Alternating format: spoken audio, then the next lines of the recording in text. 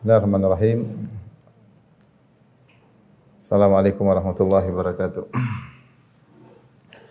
Alhamdulillahi ala ihsani wa syukru lahu ala taufiqihi wa amtinani wa asyhadu an la ilaha illallah wahdahu la syarika lahu ta'ziman li sya'ni wa asyhadu anna Muhammadan abduhu wa rasuluhu da'ila ridwani. Allahumma salli alaihi wa ala alihi wa ashabihi wa ikhwani. Para ikhwan dan akhwat, bapak dan ibu-ibu, para dokter yang dirahmati oleh Allah Subhanahu wa taala, kita melanjutkan bahasan kita dari kitab Sahih Al-Bukhari dan kita masuk pada bab ke-40 masih dalam kitab Da'awah tentang doa-doa yang diajarkan oleh Nabi sallallahu alaihi wasallam. Bab 40 bab al-isti'adzah minal jubni wal kasali, yaitu berlindung dari sifat al-jubn, yaitu penakut dan rasa malas, ya. Kemudian Imam Bukhari berkata kusala wa kasala wahid, ya. Kusala dan wa kasala, dua lafal yang maknanya adalah orang-orang malas, ya. Yang sebagaimana disebutkan dalam Al-Qur'an, ya. Tentang orang-orang munafik, wa idza qamu ila sholati qamu kusala. Jika mereka berdiri untuk salat, maka mereka salat dalam kondisi malas.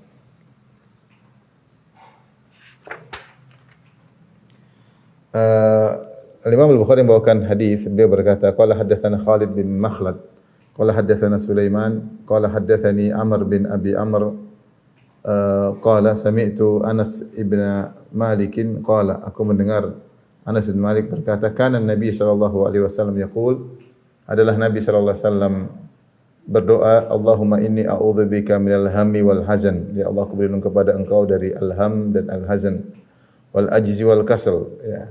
Aku berlindung kepada Engkau dari ketidakmampuan dan kemalasan, wal jubni wal bukhli, dan aku berlindung kepada Engkau dari sifat pengecut dan pelit, wa dhala'id daini wa ghalabatir rijal, aku berlindung kepada Engkau dari terlilitnya utang, itu utang yang sangat berat, dan juga berlindung dari didominasi oleh para lelaki, ya. Ini sudah kita jelaskan pada pertemuan sebelumnya, di mana Rasulullah SAW berlindung dari 8 perkara, ya. 8 perkara. Yang pertama yaitu Rasulullah SAW mengatakan, a'udzubika minal hammi wal hazan, aku berlindung dari al-ham. Al-ham itu kekhawatiran, kegelisahan yang terkait dengan sesuatu yang dibenci yang sedang dialami sekarang, itu al-ham. Jadi dia gelisah dengan sesuatu yang sedang dia alami sekarang, dan umum, apakah terkait dengan ekonominya, terkait dengan khawatir tentang masa depannya, kekhawatiran yang menimpa tentang dirinya, terkait yang sekarang dihadapi. Apakah dia gelisah memikirkan putrinya, memikirkan putranya. Ini kadang-kadang sering dialami oleh seseorang, sehingga melemahkan tawakalnya, menjadikan dia akhirnya sulit untuk beraktivitas karena disibukkan dengan alham, kegelisahan, gundah gulana. Yang dia tahu dalam kehidupan dunia ini banyak sekali hal-hal yang bisa membuat seorang mengalami alham. Al-Hafiz Ibnu Hajar mengatakan, alham lima yatasawwaruhul aqlu minal makruhi fil hal. Jadi Ibnu Hajar dalam Fathul Bari mengatakan alham itu suatu yang digambarkan oleh akal tentang perkara yang dia tidak sukai yang sekarang dia alami, ya. Itu yang sekarang dia tidak sukai apa? Ini terkait dengan kekhawatiran sekarang, kekhawatiran yang akan dia tiba pada masa depan. Ya, jadi umum, dan betapa sering saya katakan tadi dalam kehidupan ini kita menghadapi perkara-perkara yang kita tidak sukai dan kita khawatirkan, ya. Mikirkan anak kita, mikirkan pendidikan mereka, mikirkan calon pendamping hidup mereka, ya. Kita jadi gelisah, jadi khawatir, ya. Kita pikirkan tentang ekonomi kita mungkin, ya. Banyak hal yang membuat kita akhirnya ham ini kalau sudah menyerang seorang, dia akhirnya sulit untuk beraktivitas, akhirnya lambat, banyak akhirnya dia pun menjadi murung dan macam-macam. Maka kita perlu berlindung dari alham. Benar kita menghadapi permasalahan, benar kita ada kekhawatiran, tapi ketika kita tawakal kepada Allah, kita akan jalankan. Yang penting kita berusaha, semua serahkan kepada Allah, semua sudah ada takdirnya. Tugas Anda adalah menempuh sebab menuju kebaikan. Apa yang terjadi, terima, ya. Kata Nabi SAW, ihris ala ma yanfa'uk wasta'in billah. Semangatlah untuk meraih apa yang bermanfaat bagimu, wasta'in billah, dan minta tolong kepada Allah Subhanahu wa taala. Ya. Minta tolong kepada Allah Subhanahu wa taala, wala ta'jas. Jangan malas-malasan. Jangan malas-malasan, jangan tidak mampu ya. Jadi berusaha. Kalau menimpa sesuatu yang kau tidak sukai, bilang aja qadarullah ma syafa'al. Itulah solusi dalam menghadapi ham. Jadi kita berdoa kepada Allah dan kita jangan pasrah dengan ham gelisah yang menyerang kita. Kita tawakal, kita berusaha dan yakin kalau kita sudah berusaha, apa yang akan kita hadapi, apa yang Allah takdirkan itu yang terbaik. Ya, berbeda kalau orang tidak tawakal, maka dia terjebak dengan ham tersebut. Akhirnya gelisah, mikir ini, mikir yang tidak henti-hentinya.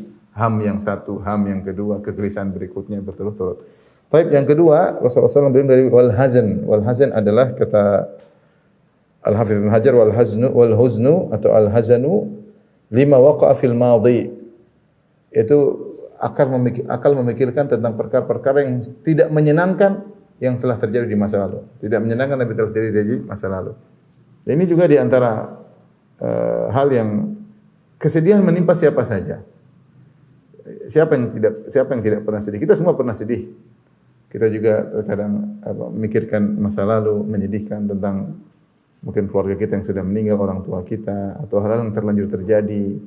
Sedih, tetapi kesedihan tersebut tidak boleh mendominasi kita. Karena kalau kita bersedih berlebihan, sama, kita akan terhambat. Sehingga aktivitas kita akhirnya tertunda, kita mau ibadah juga akhirnya sulit, ya, dan itu yang diinginkan oleh syaitan. Ya. Diinginkan oleh syaitan, liyahzunal ladzina amanu. Syaitan ingin orang beriman itu sedih. Ya. Ketika terlalu banyak bersedih, sehingga akhirnya dia pun terhambat dari banyak aktivitas kebaikan yang harus dia lakukan. Misalnya seorang wanita terlalu sedih, mikirin anaknya sudah meninggal. Kalau dia terlalu sedih, gimana dia mengurusi suaminya? Gimana dia mengurusi suaminya? Dia tidak bisa menjalankan kewajibannya sebagai manusia. Kenapa? Kesedihan yang berlebih-lebihan. Sedih menimpa siapa aja, tapi sebagaimana ham, kekhawatiran menimpa siapa saja, kegelisahan, tapi jangan sampai terus-menerus. Jangan sampai akhirnya mendominasi seseorang. Kesedihan pun demikian. Maka saya ingatkan kepada diri saya juga pada para pemirsa, jangan kita melakukan hal-hal yang bisa membuat kita terus-terusan bersedih. Contoh seperti sebagian seorang wanita, anaknya meninggal. Ketika anaknya meninggal, maka boneka anaknya dia taruh di kamar. Ya, tiap hari dia taruh boneka tersebut, dia ingat anaknya terus, akhirnya dia sedih terus. Suaminya mau tidak bisa dia layani. Akhirnya suaminya dipaksa harus pengertian sama dia ya. Dan kalau seandainya mungkin sehari, 2 hari, 3 hari. Kalau berlebihan bertahun-tahun, berbulan-bulan, ya ini tentu tidak benar. Tidak benar. Kalau kita punya ada nostalgia atau kenangan-kenangan yang buat kita sedih, hapus aja. Enggak usah kita simpan di HP. Kalau kita ternyata hal itu bisa membuat kita berkesedihan yang berkesinambungan tiada henti-hentinya, ngapain kita simpan kenangan-kenangan tersebut ya? Enggak usah. Foto-foto kayak apa bikin sedih, kita hapus aja. Ya, karena memang setan ingin kita bersedih. Kalau kita sudah bersedih berlebihan, akhirnya kita tidak bisa beraktivitas dengan baik, tidak bisa beribadah kepada Allah dengan baik, dan tidak bisa menjalankan hak kita, kewajiban kita kepada orang terdekat kita dengan baik. Akhirnya ibadah tidak bisa maksimal, duniawi juga tidak bisa maksimal. Dan kalau terlalu berlebihan maka seorang bisa tertimpa dengan berbagai penyakit sebagaimana kata para dokter. Oleh karenanya berlindung. Ini harus kita berlindung. Karena kalau kita tidak berlindung kepada Allah, kesedihan banyak akan menerpa kita. Lihatlah ada orang di dalam kekayaan, rumah yang kaya, dia ditimpa dengan kesedihan yang berkesinambungan. Ada orang kita lihat mungkin dia rumah mewah, mobil mewah, tetapi dalam mobil tersebut dia sedang ditimpa dengan alham, kekhawatiran yang berkesinambungan. Maka yang bisa membuat kita terlepas dari itu semua adalah kita berlindung kepada Allah Subhanahu wa taala. Maka jangan lupa seorang berdoa, Allahumma inni a'udzubika minal hammi wal hazan. Demikian juga di antara doa wal ajzi wal kasli. Al ajzi adalah ketidakmampuan, al kasl adalah kemalasan. Ada banyak hal yang mau kita kerjakan kita enggak mampu, tapi kalau kita berlindung kepada Allah dari ketidakmampuan, Allah akan buat kita mampu. Allah akan buat kita mampu. Sepertinya enggak mampu nih. Misalnya seorang pemuda baru menikah, dia mengurusi istri, sepertinya enggak mampu. Berdoa sama Allah agar dimampukan mengurusi istri. Gimana caranya?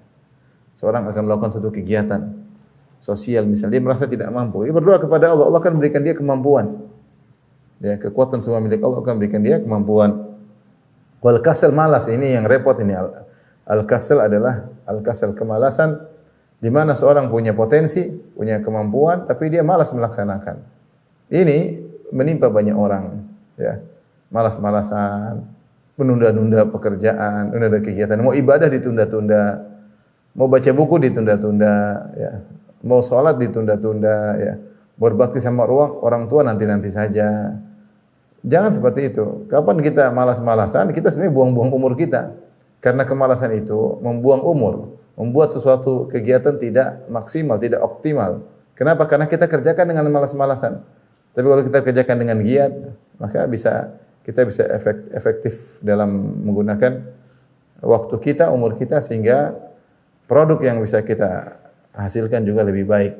Baik dalam masalah ibadah maupun dalam masalah keduniaan. Maka tidak mengapa ketika kita dalam urusan dunia maupun dalam urusan akhirat kita punya target. Kita punya target. Target itu kita usaha untuk mencapainya, dan itu melawan kemalasan kita. Ini malas, tapi kalau kita punya target, saya harus target sekian, akan memacu diri kita. Saya punya target, harus saya berusaha semaksimal mungkin. Kalau tidak mampu ya sudah. Tapi kata Nabi, ihris ala ma yanfaq, semangat untuk melakukan apa yang bermanfaat bagimu. Jadi untuk melawan malas, kalau melawan malas ibadah, kita ingat kematian. Siapa ingat mati dia tidak malas. Insya Allah tidak malas. Saya besok kalau mati gimana? Kalau saya besok mati bagaimana? Semangat. Ya. Jangan tunda-tunda. Bismillah. Jadi kemalasan ini harus dilawan. Nah, ini yang jadi pembahasan di sini. Di sini kata Imam Bukhari, al-isti'adah minal jubni wal kasali, berlindung kepada Allah dari pengecut dan rasa malas, ya. Jadi kita berdoa kepada Allah, dan ini di antara doa yang sering dibaca oleh Nabi SAW, agar kita tidak malas, bangun subuh tidak malas, mau beraktivitas tidak malas, mau berbakti sama orang tua tidak malas, ngurusi anak istri tidak malas, sehingga pahala kita bisa kita raih dengan maksimal. Kemudian wal jubni, berlindung dari pengecut. Nah, pengecut ini tidak baik. Pengecut adalah jiwa yang lemah, jiwa yang lemah, ya. Dan ini menghalangi orang dari banyak kebaikan, ya. Menghalangi orang dari banyak kebaikan, ya. Dia tidak berani mengambil keputusan misalnya, karena pengecut. Dalam dunia pun kalau dia tidak berani, dia artinya terlalu banyak pertimbangan tersebut dibangun atas ketidakberaniannya, pengecut, ya. Sehingga akhirnya mungkin banyak kegiatannya yang mandek, ya. Karena terlalu banyak dipertimbangkan, tapi pertimbangan tersebut bukan karena apa, tapi karena pengecutan yang ada dalam hatinya. Dalam urusan akhirat juga ini sifat pengecut ini bahaya, ya. Ada orang kita tidak berani tegur, kenapa kita pengecut? Ya. Ada orang melakukan maksiat, ada maksiat dilakukan di keluarga kita tidak tegur, kenapa kita pengecut? Ada kebenaran tidak kita sampaikan, kenapa kita pengecut? Takut ditinggal oleh orang, takut ditinggal oleh dai. Ada kemungkaran tidak dia ingkari, kenapa pengecut? Ya. Dia mau bicara tentang kesyirikan tidak berani, bicara tentang kebid'ahan tidak berani, takut ditinggalkan oleh audiens. Ini bahaya, sifat pengecut ini tidak baik, memberi mudarat kepada agama, ya, kepada agama, karena sebagian orang tidak berani, tidak siap untuk kalau ditinggal oleh massa misalnya, tidak siap untuk ketika ditinggal oleh audiens, sehingga akhirnya dia pengecut, ya. Ini yang kita sedihkan, ya. Kita tahu banyak orang yang tahu perbuatan ini kemungkaran, tapi tidak berani ngomong, tidak berani mengutarakan. Padahal tidak ada sesuatu yang akan menimpa dia.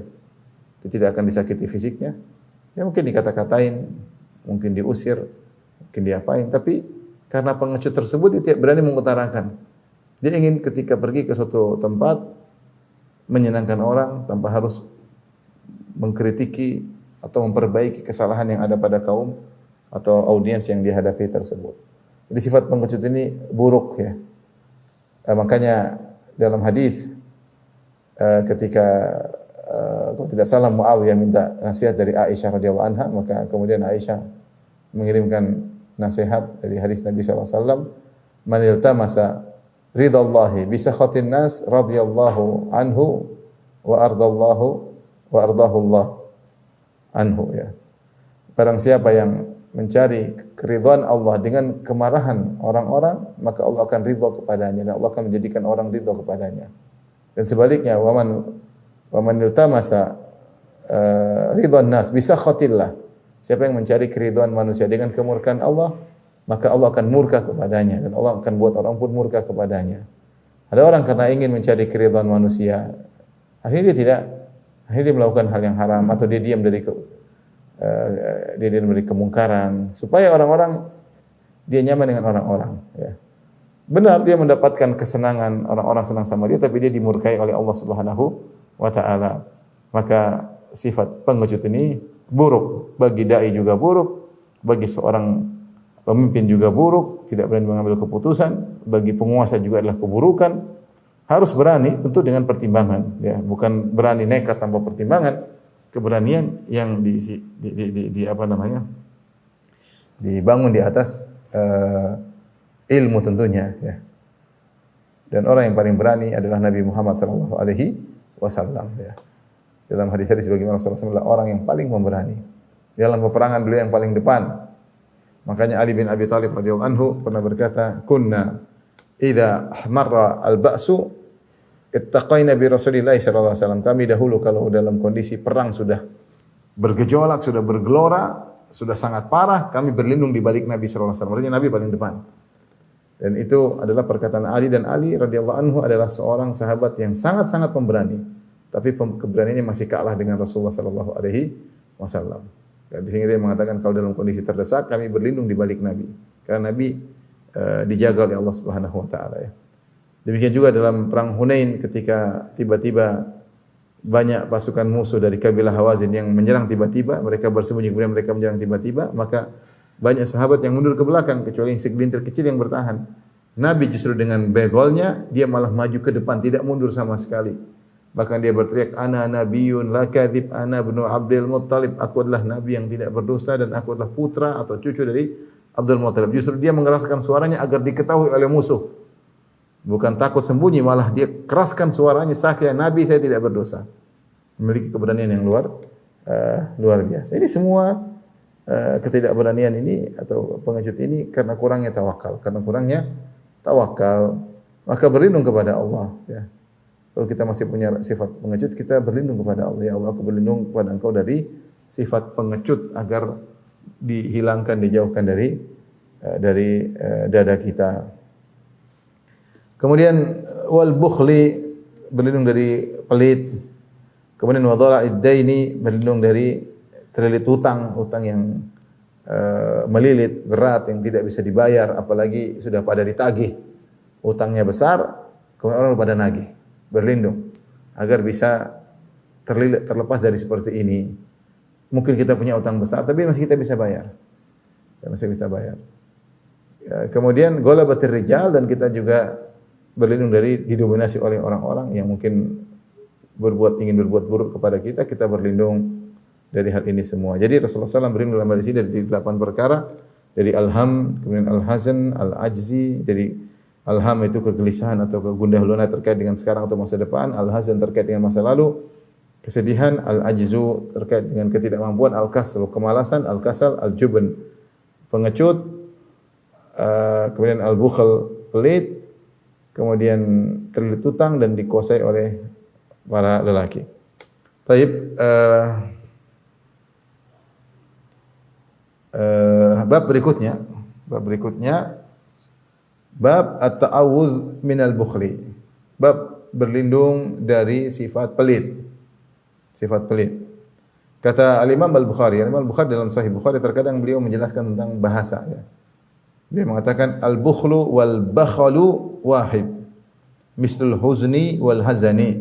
Jadi dalam bahasa Arab masdar, kata masdar itu al-bukhlu bisa juga al-bakhalu. Jadi kalau orang baca al-bukhlu boleh, dibaca al-bakhalu, al-bakhal juga boleh. Artinya satu, pelit. Atau kesedihan. Kita baca Allah min a'udzubika minal hammi wal huzni.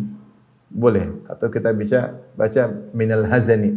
Allah min a'udzubika minal hammi wal hazani. al-huznu wal hazanu sama. Al-huzn dan al-hazan maknanya sama, ya, maknanya sama-sama sedih sebagaimana telah lalu. Nah, ini bab Imam Bukhari mengkhususkan tentang berlindung dari sifat pelit. Berlindung dari sifat pelit, ya. Imam Bukhari berkata, qala haddatsani Muhammad ibn al-Muthanna qala haddatsani Gundar qala haddatsana Syu'bah an Abdul Malik bin Umair an Mus'ab bin Sa'ad an Sa'ad bin Abi Waqqas. Dari Sa'ad bin Abi Waqqas radhiyallahu anhu, kana ya'muru bihaula'il khams. Sa'ad bin Abi Waqqas ya, memerintahkan kita untuk berdoa dengan 5 doa ini, 5 kalimat ini, wa yuhaddithuhunna 'anin nabi sallallahu alaihi wasallam, dan Sa'ad mengatakan ini dari Nabi sallallahu alaihi wasallam. Doa tersebut, Allahumma inni a'udzubika minal al-bukhli. A'udzubika minal jubni. Di sini al-bukhl disebutkan terlebih dahulu. Ya Allah, aku berlindung kepada Engkau dari sifat pelit. A'udzubika minal jubn. Aku berlindung kepada Engkau dari sifat al-jubn, pengecut. A'udzubika an uradda ila adzal umur. Aku berlindung dikembalikan kepada kondisi umur yang terburuk. Wa a'udzubika min fitnatid dunya. Aku berlindung kepada Engkau dari fitnah dunia. Wa a'udzubika min adzabil qabr. Aku berlindung kepada Engkau dari azab kubur. Tapi yang pertama di sini Rasulullah mengatakan Allah min a'udzubika minal bukhl. Sudah kita sebutkan banyak doa-doa Nabi berlindung dari sifat bukhl. Nah, bukhl adalah perangai yang sangat buruk. Sampai saking buruknya Allah mengatakan perbuatan tersebut perbuatan yang keji, ya.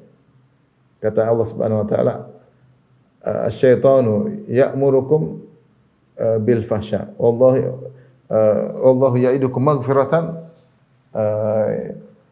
wa fadla. Ya. Asy-syaitanu ya'idukum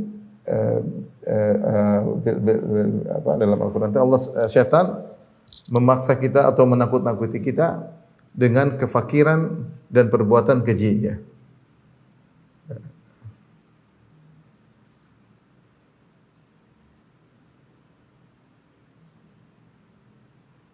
Asy-syaitanu ya'idukumul faqra. Syaitan menakut-nakuti dengan menjanjikan kalau kamu bersedekah, berinfak, asy-syaitanu ya'idukumul faqra wa ya'murukum bil fahsya. Kalau kamu berinfak maka kamu akan miskin, masih banyak kebutuhan. Wa ya'murukum bil fahsya, dan dia mau menyuruh kalian untuk melakukan al fahsya. Fahsya itu bahasa Arab artinya sesuatu yang keji, sesuatu yang keji secara perangai dia keji, ya. Artinya keji kenapa? Karena buruk sekali, ya, buruk sekali. Biasanya disifatkan kepada zina, seperti zina, perbuatan liwat, perbuatan-perbuatan yang buruk secara akhlak itu buruk. Semua sepakat ini keburukan. Di antara perangai yang disepakati keburukannya disebut dengan fahsya adalah pelit. Pelit ini disepakati oleh seluruh umat manusia bahwasanya dia adalah perangai yang buruk. Bahkan orang pelit juga tidak suka kalau dia dipelitin sama orang, ya. Oleh karenanya Allah menamakan pelit dengan al-fahsya. Asy-syaitanu ya'idukumul faqr. Syaitan menjanjikan kalian nakut-nakuti dengan kemiskinan. Wa ya'murukum bil fahsya, dan menyuruh kalian untuk berbuat keji, maksudnya pelit. Wallahu ya'idukum maghfiratan minhu wa fadla. Wallahu wasi'un alim. Adapun Allah menjanjikan kepada kalian ampunan kalau kalian bersedekah, kalian diampuni. Wa minhu wa fadla. Bahkan Allah janjikan akan diberi rizki oleh Allah. Fadl itu karunia, tambahan. Fadl itu karunia tambahan. Kalian akan kalau bersedekah dibalas dan diberi tambahan oleh Allah Subhanahu wa taala. Wallahu wasi'un alim. Allah Maha luas dan Maha mengetahui. Allah Maha luas rezekinya, Maha luas ilmu, dan Allah alim mengetahui apa yang kalian sedekahkan. Ayat ini dalam surat Al-Baqarah ayat 268 menjelaskan kepada kita akan buruknya sifat pelit, ya. Karena Allah menyatakan itu adalah pelit adalah seruan syaitan.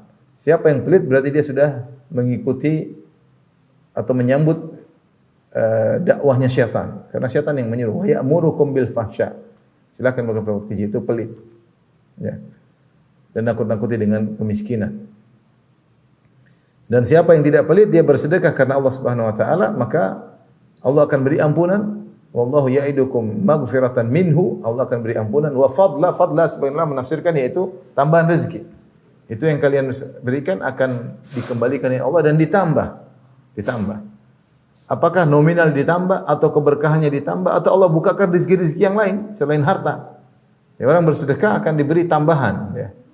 Dan dalam hadis qudsi kata Allah Subhanahu wa taala, "Ya bani Adam, unfik alaik." Wahai anak Adam, berinfaklah, aku akan berinfak kepadamu. Ya, jadi Allah janjikan hal tersebut. Itu mudah bagi Allah menambah rezeki. Kenapa? Allah tutup dengan ayatnya dengan wallahu wasi'. Allah Maha luas. Luas rezekinya. Alim, dan Allah Maha mengetahui sedekah yang kalian keluarkan. Jangan khawatir, sedekah diam-diam Allah tahu. Allah tahu, enggak ada yang tahu. Kita sedekah diam-diam kepada orang yang mungkin tidak kenal kita. Kita bantu orang mungkin dia tidak tahu. Allah tahu. Jadi ini menjelaskan tentang sifat bukhul ya. Kemudian di antara dalil yang menunjukkan akan buruknya al-bukhl, Allah mengatakan, "Wa may yabkhal fa innama yabkhalu an nafsihi." Kata Allah, "Ha antum haula'i tud'auna litunfiqu fi litunfiqu fi sabilillah faminkum may yabkhal." Ya, kalian diperintahkan, disuruh untuk berinfak di jalan Allah. Faminkum may yabkhal, di antara kalian ada yang pelit. Wa may yabkhal fa innama yabkhalu an nafsihi. Siapa yang pelit, sungguhnya dia pelit terhadap dirinya sendiri. Maka di antara buruknya sifat pelit, orang yang pelit itu dia pelit bukan sama orang lain, dia pelit pada dirinya sendiri. Kenapa bisa demikian? Karena kalau dia bersedekah, lihatlah, kalau dia tidak pelit, dia bersedekah, apa yang dia dapatkan? Banyak faedah. Dari sisi duniawi, dia ditambah rezekinya, dia dihindarkan dari kesudahan yang buruk, ya. Dibuat hatinya berbahagia. Sebagaimana saya ada kajian ya tentang khutbah Jumat tentang hal ini. Seorang yang pelit terhadap diri sendiri. Karena orang yang pelit pada hakikatnya dia pelit pada diri sendiri. Kemudian dia belum lagi mendapatkan, dia dapat kebahagiaan, dihindarkan dari keburukan. Rizkinya ditambah oleh Allah Subhanahu wa taala. Itu baru duniawi dia dapatkan. Kadang penyakitnya disembuhkan oleh Allah Subhanahu wa taala. Dipanjangkan umurnya. Banyak kalau dia bersedekah kepada kerabat. Dan dia di akhirat juga dapat banyak maslahat. Bahwasanya kemurkaan Allah redam karena sedekahnya. Kemudian dia akan mendapatkan derajat yang tinggi di surga. Kemudian ketika dibangkitkan di padang mahsyar, matahari jadi 1 mil, dia di bawah naungan sedekahnya. Ya. Luar biasa, ya. Dia akan mendatangkan bukti bahwasanya dia orang beriman. Kata Nabi sallallahu alaihi wasallam, "As-shadaqatu burhan." Sedekah adalah bukti keimanan seseorang. Nah, siapa yang bersedekah, yang pelit, dia pelit sama dirinya. Bukan pelit sama orang. Kita kalau kasih uang misalnya 1 juta sama orang. Orang itu apa? Dia senang, mungkin buat berobat, mungkin buat makan. Selesai urusan. Makan, kenyang, berobat, selesai. Kita yang memberi, berapa banyak faedah yang kita dapatkan dari situ.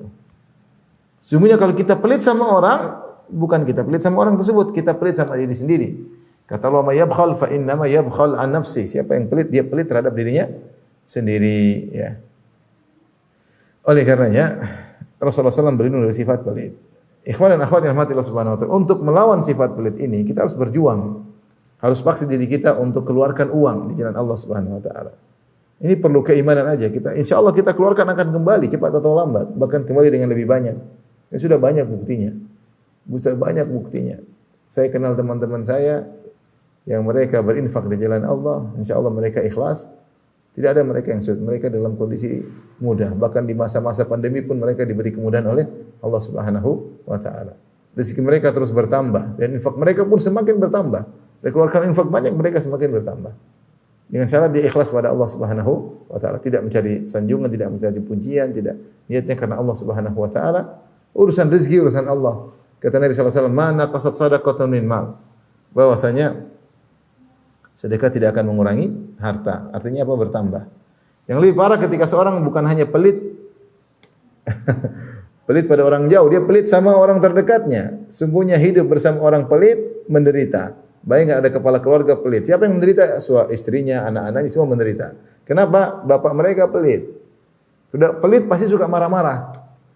Makanya di antara orang sebab tukang marah-marah karena dia pelit.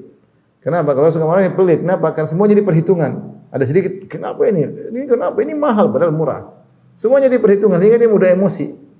Ya, emosi kenapa? Dia merasa duitnya hilang. Kalau ada sedikit-sedikit ada yang pelit, ya mudah marah. Ini kalau ketemu suami suka marah-marah, jangan-jangan dia orangnya pelit.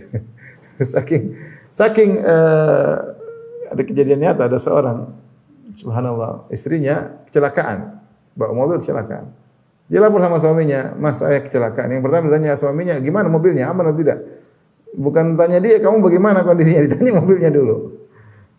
Anaknya suatu saat jalan, ini kacamatanya jatuh, pecah, ngamuk dia luar biasa, ini kacamata, ini kacamata murahan. kacamata murahan. Oleh karenanya pelit ini berbahaya, ya. Maka seorang kalau merasakan dalam dirinya pelit, terlalu perhitungan, medit dia mulai latih diri untuk sekke kalau bahasa. Dia harus latih diri untuk keluarkan uang, latih diri sampai menjadi itu kebiasaan bagi dia, sampai dia merasa kalau dia bersedekah ada sesuatu yang kurang. Harus dilawan. Dan cara melawan pertama kali berdoa kepada Allah. Berdoa kepada Allah. Allahumma inni a'udzubika minal bukhl. Ya Allah, aku berlindung kepada Engkau dari sifat pelit. Kemudian yang selanjutnya dari al-jubn akan kita bahas pada bab berikutnya ya. Imam Bukhari mengkhususkan bab berikutnya. Tapi bab berikutnya bab at-ta'awudzi min ardhilil umur aradhiluna suqatuna. Bab berlindung dari dikembalikan kepada umur yang terburuk, yang paling rendah. Ardhal maknanya adalah yang paling rendah, yang paling seperti dalam Al-Qur'an, wa ma naraka taba'aka illa alladhina aradhiluna ba'diyar ra'yi. Wa ma nara lakum alaina min fadl. Jadi aradhiluna ba'diyar ra'yi, aradhiluna mereka mengatakan pengikut kaum Nabi Nuh berkata, kami tidak melihat engkau wahai Nuh yang mengikuti engkau kecuali aradhiluna, itu orang-orang rendahan kami, suqatuna. Jadi ardhal artinya yang hina, rendah secara bahasa Arab. Ardhal, makanya pengikut Nabi Nuh yang beriman kepada Nabi Nuh diejek oleh para pembesar kaum Nabi Nuh. Mereka mengatakan, Nuh yang ikut kamu aradhiluna, hanya orang-orang rendahan, orang bodoh-bodoh, rendahan, orang yang miskin. Aradhiluna badiyar ra'i, yang hanya terima, tidak mikir dulu. Kau nyampaikan langsung mereka terima, mereka orang-orang rendahan. Jadi ardhal artinya rendahan. Nah, apa yang dimaksud dengan adzaril umur, umur yang paling rendah? Maksudnya kondisi seorang kembali dalam kondisi yang pikun, sering ngelantur. Ketika dia sudah semakin bertambah umurnya, kemampuan akalnya semakin berkurang, otaknya semakin fungsinya sudah tidak normal seperti biasa.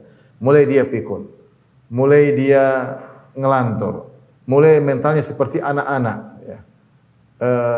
Kembali lagi seperti anak-anak, mudah sangat perasa, baperan, cepat emosi. Ya. Ini dialami oleh sebagian orang tua. Kemudian juga belum lagi fisiknya yang kemudian merepotkan banyak orang. Ya, ini namanya ardhal umur, itu kondisi umur yang paling hina, yang paling rendah. Ya, yang paling rendah. Dan itu menjadi beban bagi orang lain, jadi beban orang lain. Ada sebagian orang seperti itu ketika mencapai usia tertentu. Dia seperti itu. Dan ada yang tidak, ada yang sudah bahkan lebih dari 100 tahun, dia tidak pikun, dia tidak ngelantur, dan dia bisa ngurus dirinya sendiri. Ada yang seperti itu ya. Oleh karenanya kita berlindung kepada Allah min adzal umur. Kalau kita sampai kepada adzal umur, kita repot hidupnya. Merepotkan orang, kita pun repot. Mau ibadah lupa-lupa, mau ini gini. Baperan, kita pun susah. Ya, maka Rasulullah SAW menyuruh kita untuk berlindung dari ardhalil umur, itu kondisi umur yang paling rendah atau paling hina. Ketika di masa tua kembali seperti anak-anak, pikun, ngelantur dan yang lainnya. Rasulullah Imam Bukhari berkata, qala hadatsana Abu Ma'mar qala hadatsana Abdul Warith an Abdul Aziz bin Suhaib an Anas bin Malik radhiyallahu anhu qala. Dari Anas bin Malik radhiyallahu anhu qala, dia berkata, kana Rasulullah sallallahu alaihi wasallam yata'awwadhu. Rasulullah sallallahu dulu berlindung kepada Allah. Yaqul, Rasulullah berdoa, Allahumma inni a'udzubika minal kasal. Ya Allah, sungguhnya aku berlindung kepada Engkau dari kemalasan. Wa a'udzubika minal jubn. Aku berlindung kepada Engkau dari pengecut. Wa a'udzubika minal haram. Aku berlindung kepada Engkau dari haram. Ya tadi, haram itu adalah kondisi pikun di masa tua, dan itu adalah kondisi terburuk seseorang. Wa a'udzubika minal bukhl. Aku berlindung kepada Engkau dari kebakhilan. Pada doa sebelumnya Rasulullah berkata, a'udzubika an uradda ila ardhalil umur. Aku berlindung kepada Engkau untuk dikembalikan kepada kondisi umur yang terburuk. Kalaupun kita berdoa supaya kalau bisa kita misalnya meninggal sebelum mendapatkan kondisi seperti tadi. Kita umur 100 tahun tapi dalam kondisi ngerepotin orang, ngelantur, lebih baik kita meninggal sebelumnya. Atau kalau kita sampai pada usia tersebut, usia sangat tua 80, 70, 90, kita tetap bisa tidak lantur, tidak pikun dan yang lainnya dan bisa menjalankan aktivitas kita dan ada orang seperti itu. Ya, ada orang seperti itu ya. Jadi antara hal yang bantu kita agar tidak pikun dengan izin Allah Subhanahu wa taala yaitu dengan terus membaca Al-Qur'an. Terus dengan baca Al-Qur'an saya ketemu dengan orang sudah tua yang ada yang umur 90 lebih, ada yang umur mau 90.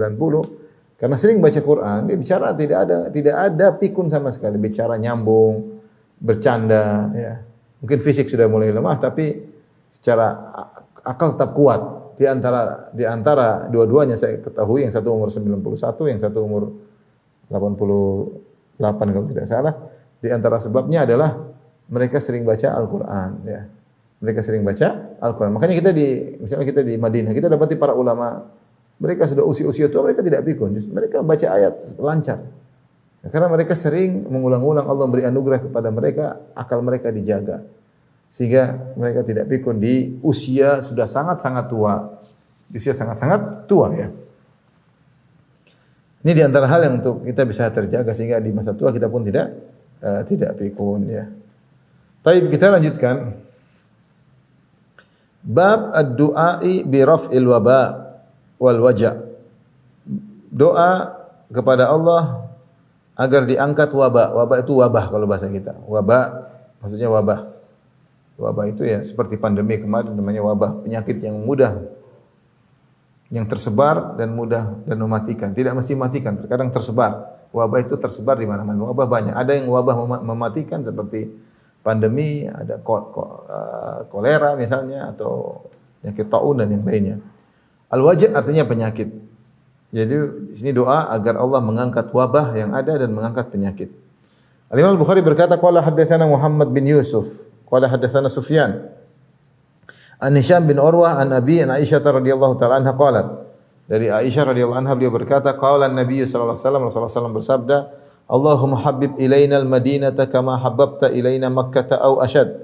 Ya Allah, jadikanlah kami mencintai kota Madinah sebagaimana Engkau telah menjadikan kami mencintai kota Mekah atau lebih lagi daripada Mekah. Jadi Rasulullah minta agar dibuat cinta kepada Madinah seperti mencintai Mekah atau lebih daripada itu. Wangkul hummaha ilal Juhfa, dan pindahkanlah demam kota Madinah yang sering orang kalau tinggal di kota Madinah akan terkena demam, pindahkan penyakit demam itu ke daerah Al-Juhfa. Allahumma bariklah fi muddina wa sa'ina. Ya Allah, berilah keberkahan bagi kami dalam mudnya itu takaran, alat-alat takaran mud dan sa'. Mud, sa' itu 4 mud. Satu mud kira-kira begini. Jadi ada takaran 1 mud. 4 kali begini namanya 1 sa'. 1 sa' dulu digunakan oleh mereka untuk jual beli korma, jual beli gandum oleh penduduk kota Madinah. Itu Rasulullah doakan agar takaran-takaran tersebut diberkahi oleh Allah Subhanahu wa taala sehingga jual beli yang terjadi diberkahi, bermanfaat bagi penjual maupun pembeli. Tapi di sini yang Rasulullah buka doanya, Allahumma bil habib ilainal Madinah. Ya, Rasulullah berdoa kepada Allah agar lebih cinta kepada kota Madinah. Ini wajar karena kita Rasulullah SAW penduduk asli kota Mekah. Rasulullah SAW berpindah dari Mekah menuju Madinah dengan hijrah. Tentu meninggalkan kampung halaman berat. Tinggal di satu kompleks baru susah. Maka kondisi Mekah jauh berbeda dengan kondisi Madinah. Maka Rasulullah SAW minta kepada Allah agar dibuat cinta kepada kota Madinah sebagaimana cinta beliau kepada kota Mekah yang penuh dengan nostalgia yang indah di kota Mekah. Dan bahkan Rasulullah mengatakan asyad atau jadikan kami lebih cinta kepada kota Madinah daripada kota Mekah. Ini dalil bahwasanya hati ini yang ngatur Allah Subhanahu wa taala. Cinta, benci, bahagia, sengsara yang menentukan Allah Subhanahu wa taala. Ya. Maka kita bisa berdoa, ya Allah jadikan aku cinta kepada pasanganku. Ya Allah jadikanlah pasanganku cinta kepadaku. Bisa. Yang boleh-bolehkan hati siapa? Allah Subhanahu wa taala. Ya. Kita mungkin pasangan kurang sayang sama kita, berdoa, ya Allah jadikanlah dia sayang kepada aku. Ya Allah jadikan aku sayang kepada dia. Udah. Rasulullah minta agar cinta kepada kota Madinah. Karena yang menjadikan, Rasulullah mengatakan, kama habbabta ilaina Makkah. Engkau yang telah membuat kami cinta kepada Makkah. Yang buat kami cinta kepada Makkah adalah Engkau ya Allah. Maka jadikanlah kami cinta kepada kota Madinah seperti cinta kepada Makkah atau lebih daripada itu. Baik, kemudian Rasulullah SAW berdoa Allahumma wanqul hummaha ilal Juhfa. Di Madinah dulu terkenal wabah. Wabah demam. Siapa yang masuk situ, orang penduduk luar kalau tinggal kota Madinah dia akan kena wabah demam. Gambarnya seperti dulu orang bilang kalau masuk ke Papua pasti kena malaria. Gambarnya demikian. Siapa masuk Papua kena malaria dengan berbagai macam model malarianya. Nah, Madinah dulu seperti itu. Siapa yang tinggal Madinah dari penduduk luar pasti kena demam, kena penyakit seperti malaria, demam. Maka Rasulullah berdoa kepada Allah agar demam tersebut dipindahkan ke Al-Juhfa dan Allah kabulkan. Akhirnya siapa tinggal di kota Madinah tidak demam. Seandainya demam tersebut masih ada sampai sekarang, tentu orang setiap jemaah haji pasti kena malaria atau semisal malaria, demam. Tapi Rasulullah sudah berdoa agar dipindahkan. Akhirnya Allah pindahkan demam tersebut ke Juhfah, daerah yang waktu itu atau mungkin sampai sekarang jarang pemukiman. Dipindahkan ke situ sehingga wabah demam tersebut pindah ke kota yang lain. Kemudian Rasulullah SAW berdoa agar diberkahi takaran-takaran yang ada di kota Madinah. Ini dalil tentang berdoa kepada Allah agar diangkat wabah. Seperti di Madinah dulu ada wabah demam, diangkat dipindahkan ke kota yang lain yang jarang pemukiman. Kemudian hadis yang kedua, Al-Imam Al-Bukhari berkata, qala haddatsana Musa bin Ismail, qala haddatsana Ibrahim bin Sa'ad, qala akhbarana Ibnu Syihab an Amir bin Sa'ad anna Abahu qala. Dari Sa'ad bin Abi Waqqas radhiyallahu ta'ala anhu, beliau berkata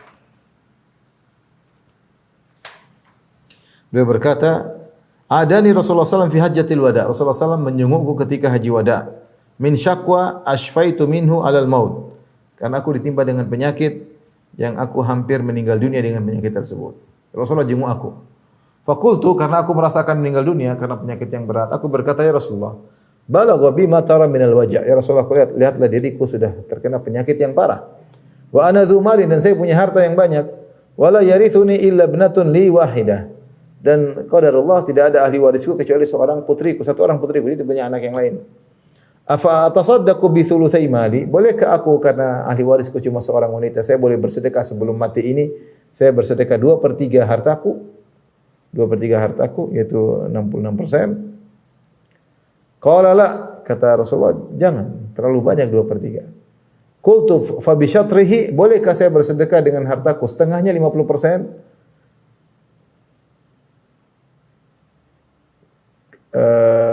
Kemudian Rasulullah mengatakan tidak.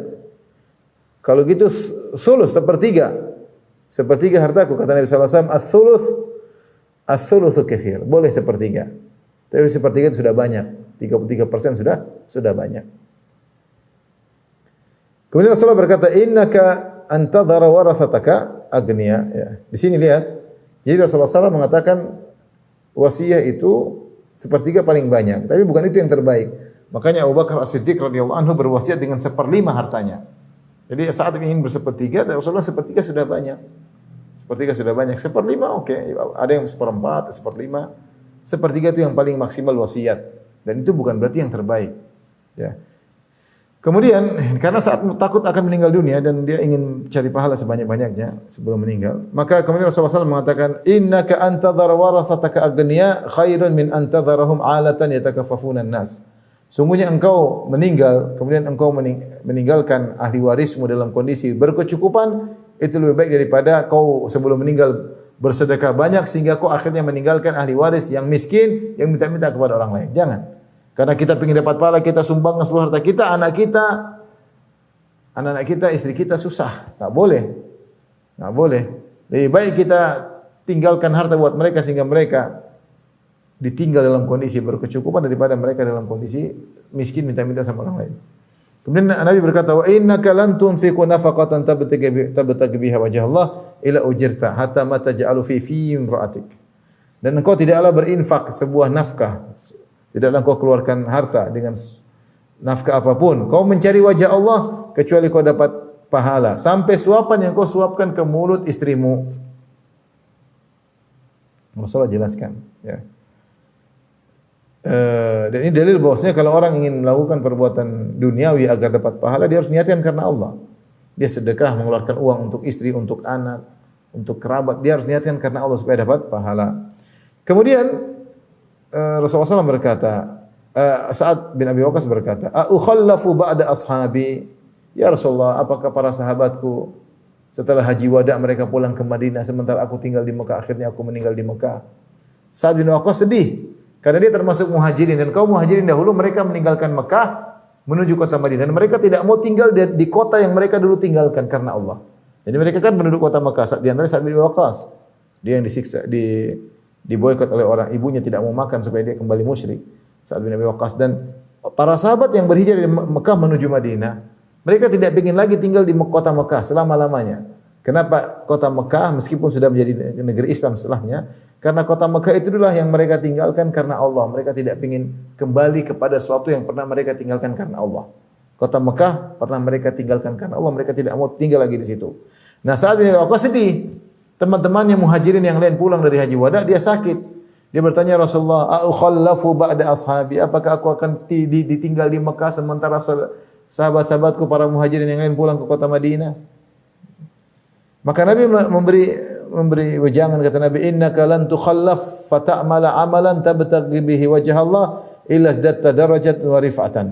Wahai Sa'ad bin Abi Waqqas, seandainya kau pun ditinggal oleh teman-temanmu, kaum muhajirin pulang ke kota Madinah, kau tinggal di kota Mekah, lantas kau beribadah kepada Allah Subhanahu wa taala, kau mencari wajah Allah, kau akan bertambah derajatnya. Seberapapun sisa umurmu kalau kau habiskan di kota Mekah, mencari wajah Allah, kau beribadah maka akan semakin derajat dan kau semakin ditinggikan oleh Allah Subhanahu wa taala. Kemudian Nabi berkata, "Wa la'allaka tukhallafu hatta yantafi'a bika aqwamun wa yudarra bika akharun." Dan bisa jadi kau akan tidak mati, bisa jadi kau berumur panjang sampai akhirnya sebagian kaum akan mengambil manfaat darimu dan sebagian kaum akan mendapat mudarat darimu. Dan ini benar. Ternyata Sa'ad bin Waqqas yang tadinya takut mati, ternyata dia tidak meninggal dunia. Ternyata dia kawin lagi, kemudian dia punya anak ternyata banyak. Ternyata dia akhirnya Rasulullah sudah meninggal dunia, Abu Bakar meninggal dunia, dia masih hidup dan di zaman Umar dia yang perang di Persia dan dia menaklukkan Persia, Sa'ad bin Abi Waqqas. Di antaranya dalam Ma'rakah Al-Qadisiyah sebagaimana kita jelaskan dalam suatu kajian. Perperangan yang sangat dahsyat dipimpin oleh Sa'ad bin Abi Waqqas radhiyallahu taala sehingga sebagian kaum mengambil manfaat dari beliau karena sebagai panglima perang dan sebagian kaum seperti Persia mendapat kemudaratan dengan Sa'ad bin Abi Waqqas. Bayangkan dia merasa dirinya bakalan mati karena punya hanya satu putri, ternyata tidak seperti yang dia persangkakan. Dan Nabi mengatakan, bisa jadi kau dipanjangkan umurnya, wala allaka tukhallaf, dan ternyata benar yang difarasatkan oleh Nabi sallallahu alaihi wasallam. Ya, dan akhirnya Sa'ad bin Waqqas hidup berumur panjang. Kemudian Rasulullah berdoa, "Allahumma amdi li ashabi hijratahum." Ya Allah, teruskanlah hijrah para sahabatku, yaitu jangan sampai ada yang gagal kembali lagi hidup di kota Mekah sehingga hijrahnya seakan-akan tidak berlangsung, tapi kembali lagi, ya. Wala taruddahum ala aqabihim, jangan kau kembalikan mereka ke kekufuran lagi, ya Allah. Dan ini doa menunjukkan Rasulullah mendoakan Sa'ad bin Waqqas karena Rasulullah SAW mengatakan semua yang berhijrah, ya Allah luruskan hijrah mereka, jangan sampai ada yang kembali lagi tinggal di kota Mekah. Lakinil ba'isu Sa'ad ibnu Khawlah, tetapi yang menyedihkan adalah Sa'ad ibnu Khawlah karena dia meninggal di Mekah. Qala Sa'ad rathalahu Nabi, Sa'ad bin Waqqas berkata, rathalahu Nabi sallallahu alaihi wasallam min antufiya bi Makkah. Rasulullah sallallahu menyebutkan sedih karena mengingat sahabat muhajirin yang bernama Sa'ad bin Khawlah ternyata meninggal di kota Mekah. Dia kembali lagi ke negeri, bukan kehendak dia, tapi dulu para sahabat suka untuk tidak kembali lagi tinggal di kota Mekah karena itu kota mereka tinggal karena Allah, mereka tidak ingin kembali lagi. Dan demikian seorang kalau sudah meninggalkan satu karena Allah jangan kembali lagi. Yang meninggalkan riba jangan kembali lagi, yang meninggalkan jangankan perkara-perkara ini tinggal di kota Mekah suatu yang mulia, mereka sih tidak mau kembali padahal tinggal di kota Mekah mulia. Karena mereka kalau sudah tinggal suatu karena Allah tidak ingin balik lagi. Apalagi maksiat jangan balik lagi, yang sudah tinggalkan musik karena Allah jangan balik lagi, yang tinggalkan riba karena Allah jangan balik lagi. Itu perkara-perkara haram. Sedangkan Mekah saja yang mulia tinggal di situ, para sahabat tidak ingin balik lagi. Oleh karenanya ketika Sa'ad bin Khawlah, seorang sahabat yang dulu berhijrah kembali tinggal di Mekah kemudian meninggal, Rasulullah sedih dengan dirinya. Tapi ini dalil bahwasanya Rasulullah SAW mendoakan agar Sa'ad bin Abi Waqqas hijrahnya tidak terhenti dengan dia meninggal di kota Mekah. Berarti Rasulullah SAW mendoakan agar dia disembuhkan dan ternyata benar dia sembuh. Ternyata dia benar-benar sembuh. Baik, demikian saja apa yang saya sampaikan. Kurang lebih mohon maaf. Wabillahi taufiq wal hidayah. Assalamualaikum warahmatullahi wabarakatuh.